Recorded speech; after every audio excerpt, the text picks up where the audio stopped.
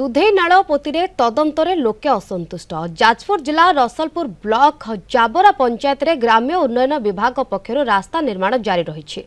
बारकोलीपाटना ठारू नठुआबर पंचायत को संजोग करुथिबा रास्ता पाई 4,52,00,000 टंका व्ययबराद करा जायछि। एही रास्ता निर्माण समय ठिकादार पुरातन नाल दुधई नाल को पोती देइथिबा अभियोग होइथिला।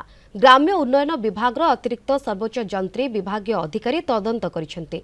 एही तदंत को नै अभियोगकारी माने असंतोष व्यक्त करथिबा बेले ठिकादार स्वार्थ को गुरुत्व दिया जाउछि बोली अभियोग बाढिसेंते।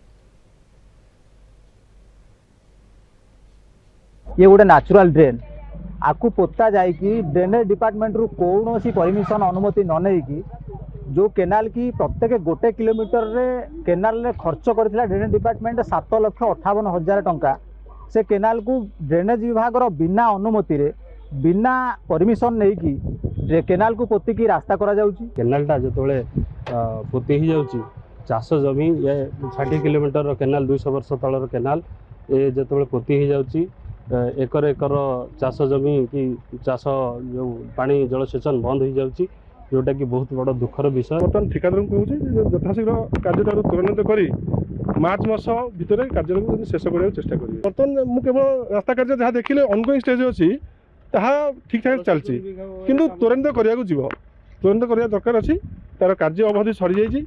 बर्तमान मार्च मास भितर शेष करने अनुरोध कर।